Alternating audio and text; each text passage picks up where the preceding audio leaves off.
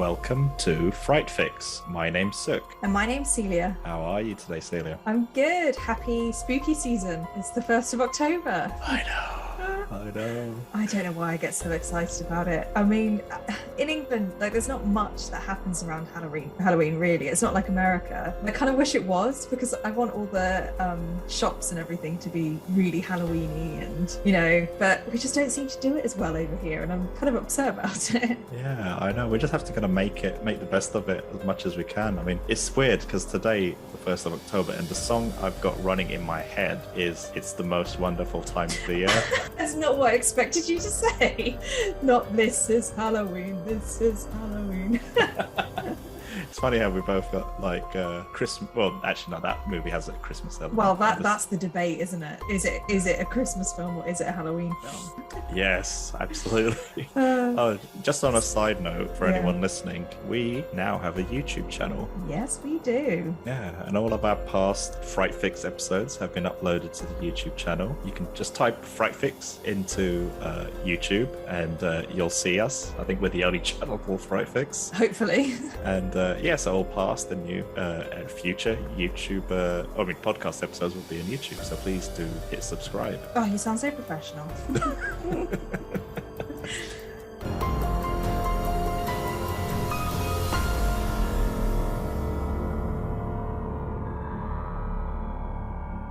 So this week, I suppose in honor of spooky season, we're going to be reviewing the 2011 horror Insidious, one of the classics, directed by James Wan and starring Patrick Wilson and Rose Byrne. Find your Fright Fix anywhere you listen to podcasts and follow us on social media at Fright Fix and YouTube.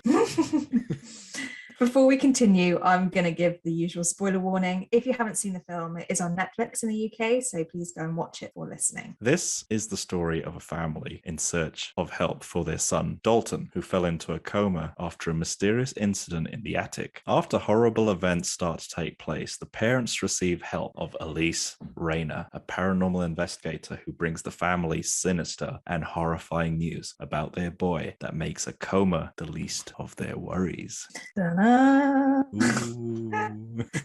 So, what were your overall thoughts of Insidious, number one? The first of 4 movies Is it in 4? the series. Yeah, 4 movies now. I just watched this movie and I just felt like it was back in the good old days when James Wan's name was a reliable seal of approval.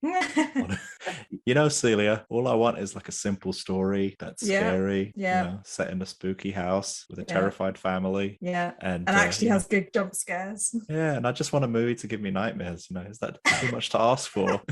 Your bar is so low, it's fine.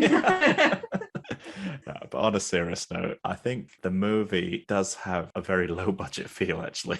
And but I think it kind of uses a few kind of visual techniques and tricks effectively. Yeah. But by today's standards, it's not exactly terrifying, like mega terrifying. It does have some scary moments though. But for me, I think it's got a good story, and I think the characters are likable. And I remember the first time I watched this, I remember being very scared of this film. Yeah. And but this time around, not so much. But I think that's probably got more to do with the fact that I'm just so desensitized to horror movies now. But I'm gonna keep that memory. I'm gonna hang on to that memory of being very scared. I remember where I was when I watched it. I remember I was sandwiched in between 2 people, and I remember hiding behind their backs, like kind of like just kept looking away, and them just laughing at me when we were watching this. But wasn't this one of your first experiences with horror films? Yes. So you kind of went into the deep end with this one, I feel like, when you go to the scary end of the really scary end. Yeah, I know I kind of say the story again and again, and I know everyone's bored of it, but I watched this, so Sinister, Insidious, and Conjuring back-to-back Halloween a few years ago. Which is intense, even for the most kind of avid horror fan, I feel like. That's quite a lot to have to deal with. Yes, yeah. But by the end of it, I was like in love. I was in love, Celia. Yeah. And but yeah, I think there's little things in this film that I think are pretty cool. Like it's shot with a very wide lens, and so a lot of the shots look very distorted and almost like a fisheye lens at some points. That's a bit of an extreme thing, but I'm not sure if it's intentional or if it's just because they just needed to shoot in very close quarters. Because I got the sense that this was shot in a real house house rather than a studio. Yeah, it was. Yeah. Oh, it was. Okay, yeah, that would make total sense then, because I suppose if you have to be in the corner of a room, you need a especially wide lens to capture all that. Okay, so that tallies up with what I was thinking. I just think the whole movie just felt very sincere and shot honestly, and had a bit of a kind of a gritty kind of kitchen sink kind of drama feel for me. But yeah, I mean, those are kind of like my initial thoughts. What did you think? Yeah, I agree with you on a lot of it, because I think Sinister. I keep getting this. I have to explain now. So I get very confused between Sinister and Insidious. I thought we were watching Sinister while I started Insidious, and I was saying to Soap before the podcast, I was very confused. I was like, is this the right film? No, definitely this one. But because they're kind of all in the same universe in a way, I think it's kind of fair enough. But Insidious, I mean, for me, it's very much like the iconic horror film that's designed to scare. Like, it's full of jump scares. I think they sat down and they said, right, what will scare people? It's going to be loud music. It's going to be haunted houses. It's going to be a plethora of ghosts and demons, not just one. We're going to do a bit of possession. We're going to, they kind of did so much in this film. And I think that's the joy of this film, is that you were touching on it. It's not overly deep. It's not convoluted, but it has a nice narrative. But I think the point of this film is to scare. And I think, so was this the first horror film after Saw that James Wan did? Or was it? I can't remember the timeline. No, he's done he did a few in between that I actually want to watch. Maybe we should do episodes on them at some point. I forget the names, but there's two. I can't for the life of me remember the names, but there's definitely two in between. Because it feels like, between this one and Malignant, and then if you went back to Saw, there's kind of like a progression from gory horror to scary horror to more psychological horror. And you can see that this is slap bang in the middle. This is like scary horror that isn't too gruesome, but also isn't too psychological and doesn't, No, because I think that's a very good observation, because I think back in the earlier 2000s, like especially when Saw came out, there was this big kind of torture porn push. I don't know if Saw was the film that really catalyzed all of that, but then you had Hostel, Saw, and a few other. I mean, you had like 10 Saw movies or however many. And then Final Destination, would that be in there as well? Yeah. That's one we should do at some point. Oh God, it just reminds you of when you're a teenager and you kind of get dared into watching them, and you're like, this isn't a film. This isn't fun. Oh dear, yeah. Oh yes. Oh, so many movies you're mentioning. I'm getting flashbacks to my old school days now. So. But that is the era that we're talking about, isn't it? It's like, when you're younger and you want to sit in a room with your friends and get scared. Like, Insidious is the one to do that. Yes. I think I really like the concept of the further. I think that it opens up so many possibilities to be able to scare you, because they can fit so many ghosts and ghouls and jumps into the film. It kind of blurs the lines between what's possible, because when you could just say, well, it's the further, like there's always going to be more than one ghost, and it's going to be a child and it's going to be an adult. Yeah, the possibilities are like endless with the further. Like, you could have it's like a gold mine for it is. There's contriving no new monsters. If you really just want to scare someone, just pop them into the further and you're scaring everyone. So I respect it for doing that.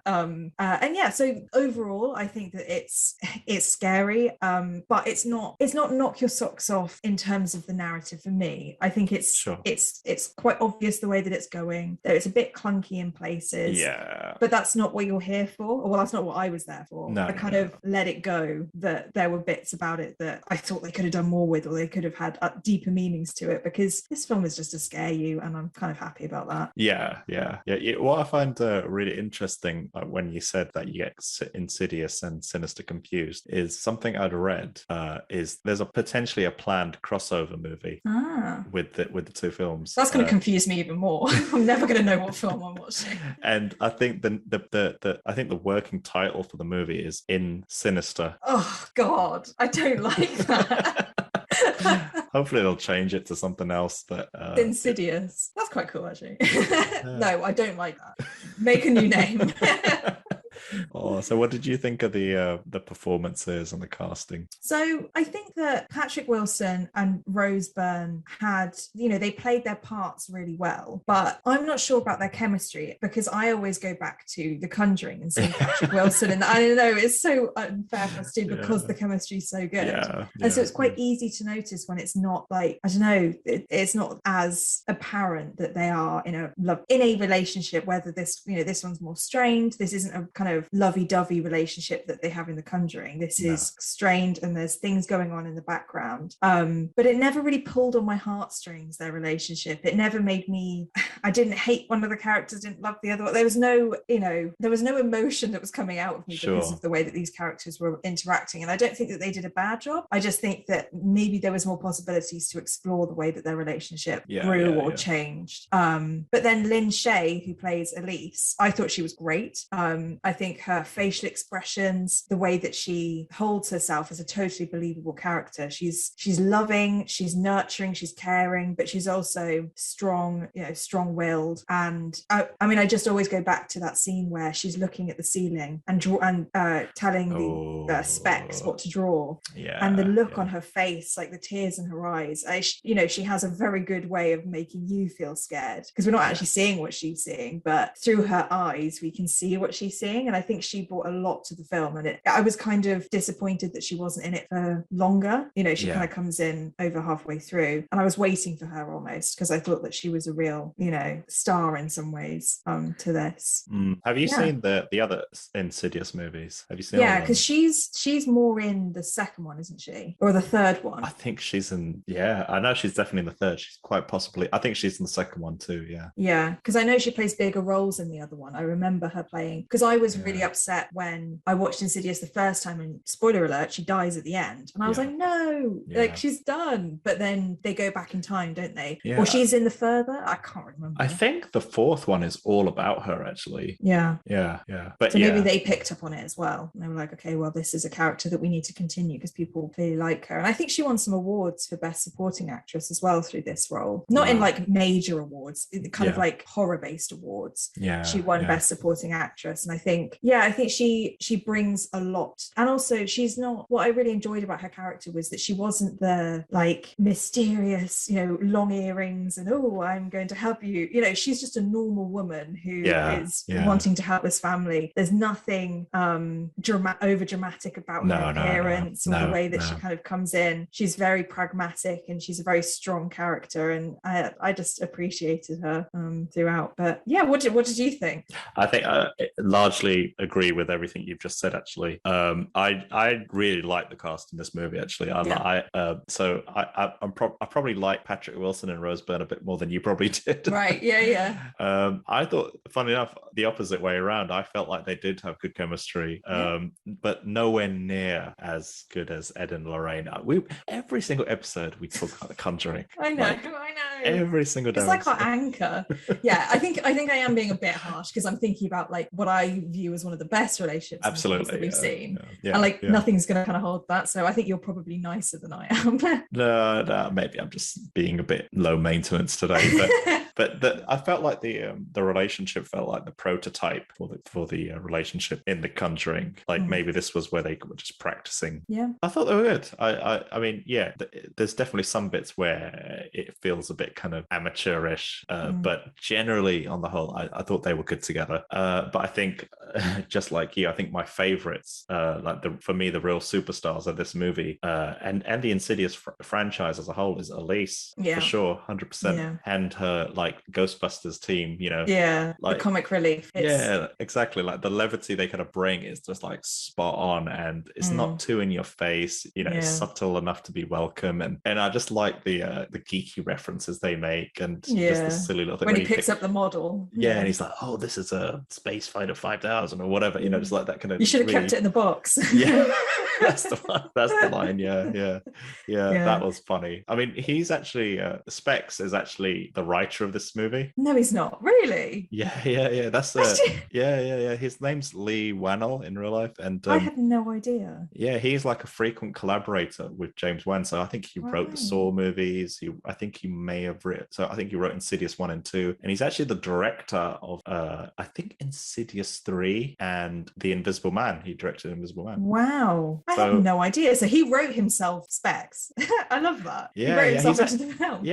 No, but I think he's also an actor in other movies as well. Right, yeah. And like for me, funnily enough, I think when him and James Wan's kind of like when they kind of forked away from each other, I actually think James Wan's kind of film catalog has kind of gone down a little bit, and I think Leigh Whannell has kind of actually shot up because he did another movie called, I forget what it's called. It's not called Control. It's called something. I forget what it's called. But anyway, it was well received also. And I mean, Invisible Man, I really liked. And I haven't seen it. Oh, we need to review that. Yeah, we need to review that. Yes. That is really interesting because sometimes you have a big name in anything. In this case, James Wan is a big name in horror. But you're right. If you can look at the dynamics and the timelines of when people work together, everybody brings something to the table, and when one thing disappears, it might actually change the whole trajectory of the James Wan experience, because the James Wan experience included somebody who's really brilliant at writing. So it's more than one person that makes a package of a film. And it's kind of easy to forget that sometimes, I think. 100%. It's entirely collaborative, and sometimes you can be an amazing director but maybe not that good a writer. So I think you've nailed it, where I think James Wan needed, I think he just needs to get back with Leigh Whannell, and I think they need to get back with like Jason Blum as a producer of Blumhouse. And like they're a great team. It's kind of like the perfect trio. You've got everything you need there for a good horror film. 100%. I had no idea that. Because it's interesting that you say about Specs, and I can't remember what the other guy's called. Dave, I don't know. He's pretty funny as well. I like both of them. I love the scene where they Specs shines that torch, and then he shines a much bigger torch, and they just look at each other. I love little bits like that. But I did look, when I was looking online, some people hated them. Like I saw loads of reviews about how like they brought the tone of the film down, and like not every film needs a comic relief. And I completely disagree with that, to be honest. I think that this film is really stressful and sometimes it's quite nice just to have a little chuckle, or at least lighten the mood a little bit. And I think the film picked up when Elise and her team joined. I think there were like 40 minutes remaining of the film, I think, and that's where I remember I woke up a little bit. You kind of get re-engaged because they're fresh characters that are added, and the characters are quite strong and very strong, and so I can't see anything wrong with that. But online some people just really didn't like them. But you can't please everyone. No. I think watching this movie 11 years on, after its initial release, I think the little Ghostbusters team in here have aged well. I think so. So, did you have any favorite scenes or favorite kind of like elements to this film that we haven't touched on? I'll keep it really short this week. There were quite a few things that I really liked. I thought the soundtrack and the music was like, it's actually really over the top. Like it's intense. And like I watched this movie with headphones rather than sitting downstairs with on the big TV and the sound system and everything. And just having it with the headphones from the moment the movie begins, like it just shivers up my spine. And it's like, I think Joseph Bishara, who did the music for this, he's another frequent collaborator of James Wan's. Like I really didn't like his score in Malignant. There's a lot of things I didn't like with Malignant, but just watching this movie reminded me of how good he actually is with horror movies. And I read somewhere that they used something like 33 violins in the soundtrack played at the same time or something. And I think that's probably why at some points it felt like nails against chalkboard. Oh god, it's like it goes inside your brain, especially if you're wearing headphones. It's like behind your eyes. I don't have to explain it other than it's like nails across your eardrums. It really is. But I really like the music in here. It's just so over the top, in your face. But it fits everything. If anything, I think the music kind of elevates the visuals a little bit and makes the movie feel a bit more grander than it actually is, because it kind of keeps you on your toes before you get scared, like because you're already at a point where like you're a little bit frazzled because of the music, and then you get a jump scare, and then the music, and it's like you're kind of just being hit with all these different ways of scaring you. And it's visual, but it's also audio, and everything together kind of makes it definitely. I really, as I mentioned earlier, I really liked Elise and her Ghostbuster helpers. I just found them so enjoyable to watch, and I just want to see more movies with those guys, to be honest. I could watch a whole Netflix TV series based on their adventures. That would be really cool, like one episode per adventure, so they go to like different places and you see their character development throughout, and like some of them are worse than others, and that would be so cool, man. That would be so cool. Yeah, I liked how there's one scene that I really liked, or I suppose like two scenes back to back, where you know the bit where Patrick Wilson's character is like in total denial, where he's like does not believe Elise's kind of assessment of the paranormal situation, and everything, and he just thinks it's all fake and it's all whatever. And then he goes into Dalton's bedroom, and then he sees all the pictures on the wall, and he realizes that all the evidence was in his son's drawings about the possession. It's been there all along. Yeah, and then he just kind of breaks down and starts crying, and then he just says to Rose Byrne as she walks in, saying, "Okay, we'll do it," or whatever, you know, let's do it, kind of thing. I don't know, something about that scene totally caught me off guard. Like it just kind of like, I was like, I would probably act like that if I was in his shoes as well. Like it's I completely agree. It was a very reasonable reaction to have. Like, you get bombarded with this information because we're watching a horror film. You're like, just go with it. Like, obviously this is the case, but no, that's not how you'd react. No. And it does take like a piece of evidence like that. I mean, the only thing I'd say is that they'd already done the scene where there was like those bloody handprints on the like the whole room had been messed up where the son was in the coma, and there were bloody handprints everywhere. I would think that would be the moment where you'd be like, yeah, this is true. But I kind of understand that they wanted to make it a little bit more emotional and they used the scene. But yeah, you're right. It's a good reaction. I think the crying was also, it gave a little bit more depth to his character as well. Like, he didn't just go, fine, we'll do it. You like see him as a father, and he kind of breaks down. And he's like, oh my God, this is real. And it's quite hard hitting. Yeah, because the first time I watched it, I remember thinking with Patrick Wilson, like, come on, man, why are you not just believing your wife? Just do it. Yeah. But I think it's on second viewing, you realize because he's had this past and he has a direct connection to this incident, like, you know, that he's been through himself, suddenly all his hesitation throughout the movie suddenly starts to make sense. And, you know, because there's part of his subconscious is not allowing him to kind of go through with this. But, I mean, just my last point, just on a very kind of small note, is I like the kind of creepy kind of vignette that Patrick Wilson sees when he goes into the further, you know, when it's got that 1950s kind of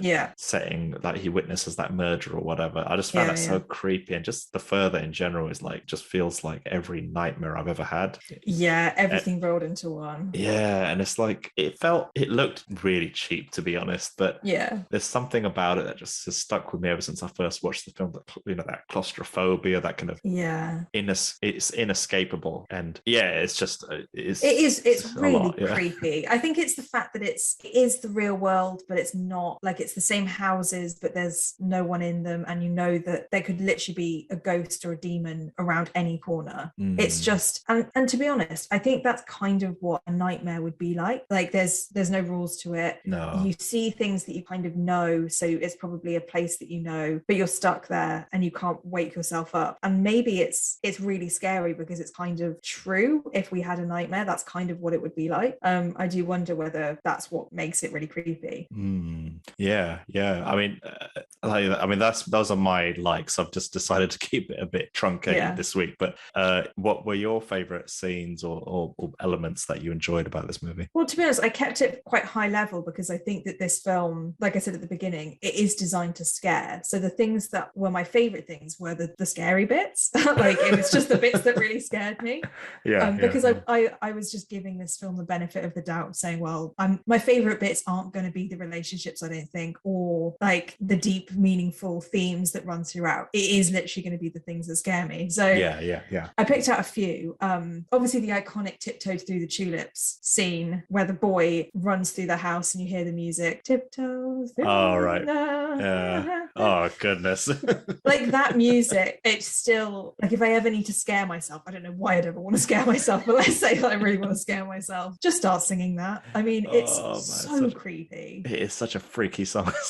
And I remember it being in one of the adverts when it originally came out. And I remember saying, this is going to be a scary film, because if the advert can do that to me, this is, But what I really liked about that scene was when, what's her name? Rose Byrne, but Renee, when she looks through the window and sees the boy dancing to the music, the way that he moves isn't normal. It's like slightly glitchy. It feels like it was just really creepy to me. There's something about the way that he moves to me, it looked like he was glitching, like he was moving in kind of juddery motions, and then he was gone. Sure. And those few seconds of that clip, it just sent chills down my spine. Oh God, that's so scary. That unnatural movement, isn't it? The unnatural movement, as well has this really scary music, and it's like a slightly odd pace of the scene, because it basically just goes from 0 to 100 really quick. Like it's been quite slow, and then in this scene it's like doors start slamming, like, oh, you see him facing the wall. So you know when she's walking through the house going to put the bins out, did you notice he was stood in the corner with his face to the wall? Oh, I don't remember now. So she walks past a wall and there's like coats on a rack, and next to the coats is the boy, and he's like facing the wall. I think the scariest things that films do for me is when you catch something out of the corner of your eye that isn't a jump scare, and you're like, oh my god, she didn't see that. That to me, so scary. Because it's like something that's so everyday, you take for granted, you blink and you miss it, and but really, like, what you think is something normal is like actually quite an insidious thing behind it. So it's gonna I like what you did there. Another thing that I really liked was, you know, the creepy long-haired man that kind of stalks the baby a little bit. When he's pacing outside the window, and then he's suddenly pacing in the room, like he's pacing outside the balcony, and then he leaves and he comes in, he's inside. That kind of transcendence of space for me was like, oh god, you know, it just gives you that jolt of like they can do whatever they want. There's no in or out, there's no protection, they're just there. And I thought I really liked the way that they did that, where he's kind of pacing and then all in one movement he's then inside and pacing. I thought that was a really cool trick that they did. I think he's known as the long-haired fiend. The long-haired fiend, that was it. Because all of the names of the ghouls and ghosts are very like what they are, like the Black Widow, no, the Black Bride, and stuff like that. It's just, I think the red one's called the Lipstick Demon or something like that. Is that who it is? Because, you know, in the cast and in any of the stuff I'm looking online, they all talk about this Lipstick Demon, and I'm like, who's that? Have apparently all the no exactly, and apparently all the red handprints were lipstick marks and not blood, because I thought it was blood. Well, I thought it was supposed to be blood, but I did notice that it was very bright, and I thought it was just fake blood that wasn't done very well. But if it was supposed to be lipstick, there we go, that makes sense according to Google. And that was the last bit I wanted to say, was that I really like the idea that Elise could see things that we couldn't. But they were in the room, so they shoot the shot of the top of the room in the corner, the ceiling, and you know something's there, but we can't see it, so your brain's kind of making stuff up. And then obviously later on we start seeing the demon, and the demon himself with the long fingernails, and you know, the way that he can kind of be anywhere and he's getting closer and closer. I think it's just a really cool technique of he's there but he's not quite there, but you know, he's getting more powerful. It's just very, very scary, I think. And I was going to say as well, what you said about at the beginning about being desensitized. I wasn't overly scared this time around that I was watching the film, and I think I'm the same as you. I have to remember A, the first time I saw this film, and B, what other people think of this film who aren't major horror fans. Because so many people I've spoken to have said like Insidious is one of the scariest films ever, and I agree. But then I watched it again and I was like, oh, it's not bad. But I was like, okay, is that just because we're numb? We're just numb to it now. So I think we need a non-horror fan to tell us if it's scary or not, and give us a scare rating, because it doesn't. We need the scaredy pants rating. We do. We absolutely do. Fright Fix rating and scaredy pants rating. I like that. So that's kind of everything that I liked. It is kind of superficial, but I think that's what this film is about, to be honest. Was there anything that you didn't like? I mean, this isn't anything of any real substance, to be honest, I don't think. I mean, I kind of accepted that the film was super low budget. And so they kind of had to make compromises, and, you know, as you mentioned, some parts are clunky and whatnot. So I kind of just hand waved that away and whatnot. So, I mean, there was something about this movie, and I suppose it's not even just this movie, it's loads of movies, but I don't know why I just noticed it more in this one. It's just the underreaction to some things or some incidences of the movie, and it's like there's some bits where something scary happens and the characters either didn't react or massively, you know, grossly underreacted. And it's like the first time when Rose Byrne's at home on her own and she can hear the man shouting on the baby's intercom, and then she runs upstairs. I'm like, dude, come on, what's going on? That is like, unless maybe they should have shown something where she thought maybe her mind was playing tricks on her or something. But it was so obvious that something it's not like the tiny whispering in the crackles, it was like shouting in the end. Exactly. So it's pretty obvious that something's there. I'd been out of that house and been like, absolutely not, never going back. Exactly. I mean, there's a whole series of them. Like when the other son, the one that's not in a coma, is like tells his mum, "I don't like it when Dalton walks around at night or something." I was like, "Oh my gosh." Okay, that's time. You just tap out there. You go, okay, great. Let's go.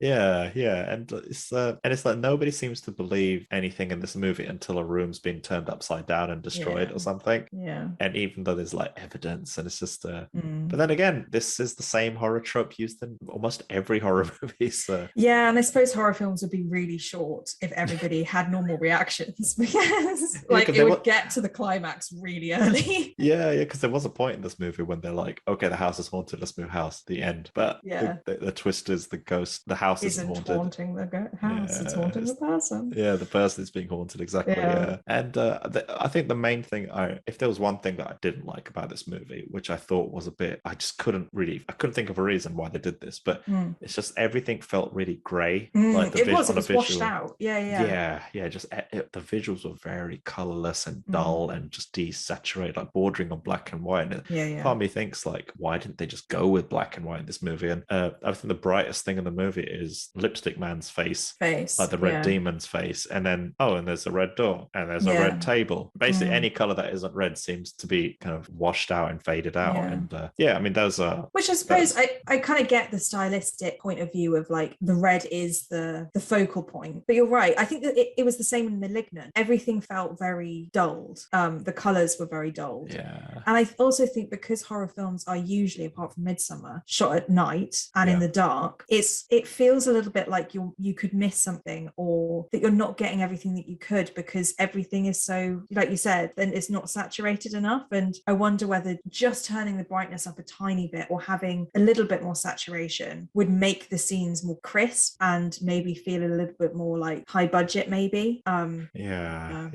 It's just that everything was just very, as you said, washed out, just very desaturated, very dull. And it could have just done, I don't know, right now I'm thinking it could have done with a bit of a contrast boost or something, but I might just edit like a little piece of the movie and see if I just adjusting the contrast, if it makes a difference. But you might hate it, you might think it's too much, too much, and the Insidious is supposed to be that way, you know, when you change something, right. But I don't know. I mean those are me clasping at straws really for things I don't like. What about you?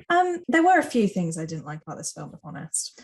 The first thing was that I don't know if it's controversial or not, but I think that the ghosts and the demons that they used were a bit too generic for my liking. Sure. Like they used a demon. I kind of get the demon because he's the main one. A little wartime child with a flat cap on. You know, it's so, they're always ghosts of people from like World War II. I don't know why. They had kind of twins in baby doll dresses and people in veils. And I get that this film is supposed to be just jump scary, but I don't think that it doesn't mean that you don't have to be creative with the ghosts and demons that you have. I think that they could have maybe played a little bit more into some new ideas about what ghosts could look like, or, you know, maybe have like a modern day ghost or something to make it less feel like you're playing into all of the stereotypes, because this film does play into a lot of stereotypes and it works because it's just to be scary. But these ones I kind of felt like, oh, come on, like couldn't it be slightly more creative? So I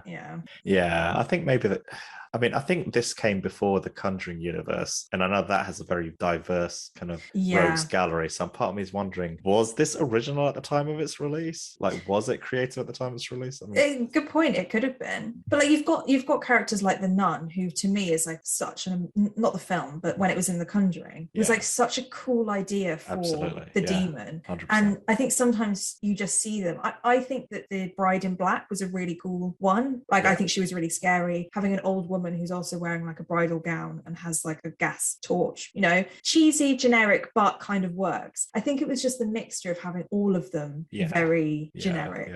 Sure. That it could have maybe been a bit more creative. And one of the scenes that I really didn't like, and I never liked it, not from the first time I saw it, and this time it didn't change my mind. It was the bit where Patrick Wilson goes into the further to get his son, and his son's like locked in chains in this like castle with the demon, and the demon's like sharpening his nails and he's got like a workshop. For me, it just was like, this is a bit too much. Like, this is a little bit too cheesy. Like, I would much prefer him to just be like in the dark, gloomy space, and then suddenly you see the demon coming closer and closer, you know, but it almost made him a human, and I didn't like that. Like, he goes home after a long day's work and he like hangs up his coat and he sharpens his nails and he listens to music.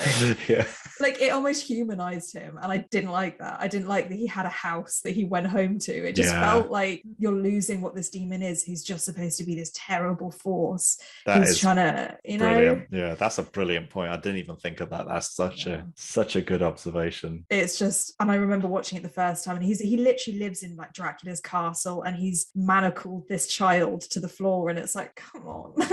Like, there's only so much I can take. I have to be honest. But I think that's kind of the only things. I mean, the overriding thing is that it was slightly cheesy. And then one question I had is, what happened to the other two children? What happened to the baby and the boy? Because they just disappear when they move house. They're not in any of the scenes. I don't remember now. And I can't remember anybody saying... Unless they went to stay with someone's mum or something. I don't know. I can't remember them ever bringing them up ever again. Like, they move house, Dalton's there, but then the baby, there's a nursery, but there's no baby in it. There was a shot of the nursery, but there's no baby in it. And the other boy just doesn't exist. And it just confused me. I don't know where they went or what happened to them. That's a good point. I think I need to watch that second half of that film again.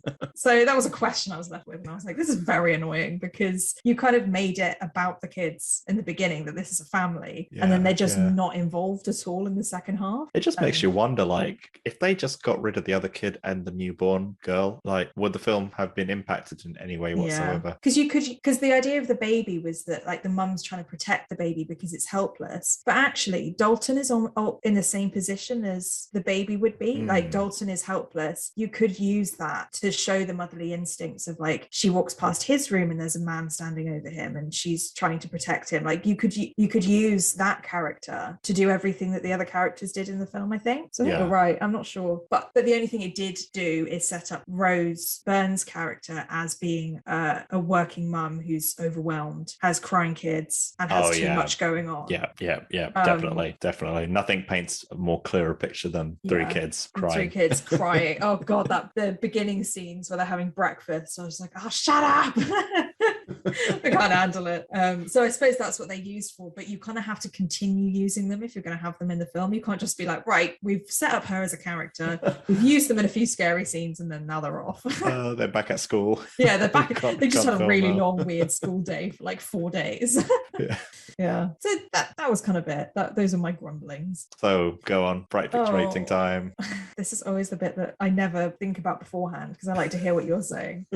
Okay, so this is a really enjoyable film, but to me, I'm not sure it's an objectively good film. And I think the reason I say that is because we've just seen Candyman that I gave 10 out of 10. So I'm thinking of, like, my 10 out of 10 was a film that for me blew me away in so many areas. And the one thing that it didn't have that this film has is those scares, those proper scares that get to your bones. So this has that over Candyman, but I couldn't bring myself to give it anywhere near what I gave Candyman because of all the other stuff that it manages to do in the same amount of time. I think the things that I don't like about these films are very basic, and so, but you could, like you said, you could dig into this more if you didn't just accept that this film is not supposed to be deep and meaningful, it's supposed to be scary. Like, you could dig into the narrative and the character development, but there's kind of no point with this film because it does what it's supposed to do. So I feel like these ratings are almost different from the ratings of films like Candyman and Midsummer, where you are looking into those deep and meaningful things that happen in the film. And for this one, it's purely just, how scary was it and did you enjoy it? And both of those things happened. It was really scary and I did enjoy it. It wasn't anything out there. It didn't change my mind about the way that I see horror films, but it will always be a film that I love because of the nature of it and the characters, and having Patrick Wilson and Lynn Shay in this is amazing. So I'm stalling. You got me on the edge of my seat here. I'm gonna give this. I'm gonna give this a 7 out of 10. Oh, okay. And I'm gonna stick with that. What about you? Yeah, the way you were building up to it, I thought you were going to say like 4 out of 10 and 5 out of 10. No. I think I'm quite nice about the ratings that I give. If I hated a film, I'd do a low one. But I actually We'd know about it. I mean, I think 7 out of 10 is totally fair. Like, yeah. I like this film. I thought the story was simple, and I mean, it is showing its age a little bit, but it is 11 years old, as I'd mentioned earlier on. That is a good point, actually. Yeah. And the fact that a lot of it seemed like it was made practically, so the demons, the locations, a lot of it looked very real. However, the further did look like it was just shot on a studio stage kind of thing. Yeah. With just like a bit of dry ice and whatnot. And it's just, and it's like A-level drama, like kids. I was gonna say there was a certain student filmmaker feel to it. It did feel like that, but there was no real obvious use of CGI that I could tell. So because of that, it hasn't aged too horrifically in the visual department. I mean, credit where credit's due, though. I mean, the film was made for less than $2 million. Really? Which is that's nothing. Impressive. Which is nothing, and it made just under $100 million. Wow. At the US box office, so that's like a huge return on very little. And we need to start making horror films. You know what? That's where the money is. I think we need to. I think we need to make a really cheapo horror movie, and then other people can rate it and hate it. Yeah, and we'll review it ourselves and give it an amazing score. 11 out of 10. Knocks it out of the park. Nothing wrong. Yeah, but I think my standout moment of this movie, my biggest takeaway that I enjoyed was obviously the scares, but the Ghostbusters and Elise, they were like my favorite bit. I could, as I said before, I could watch an entire series of movies or TV shows just based on that gang. Yeah. And guess what? There's like 3 other movies in the series, so I do get to see more of them. But for me, I'm in total agreement with you, probably for slightly different reasons, but 7 out of 10 for me as well. So that's we haven't agreed for a while. I feel like I can't remember the last time we did the same. This might be the first time that I can remember that we've given a movie the same score for very different reasons. Very different reasons, but that's the nature of films. Like everybody's got a different idea. Yeah, it is really interesting, like hearing the difference in the way that we saw the film, but we also really enjoyed it. Like there are things about it that you're getting what you expect, and I think especially around this time of year, like Halloween's around the corner, you're gonna have your pumpkin candles out, and I am anyway. And this is the time where you can just enjoy a really scary film and leave it and have a few shivers. But there's nothing out there about it. But sometimes that's all you want. We hope you enjoyed this week's Fright Fix. Join us next week as we explore a new horror film. If you have any suggestions of movies you want us to cover, contact us on Instagram or Twitter, or you can email us at podcast@frightfix.com. See you next time.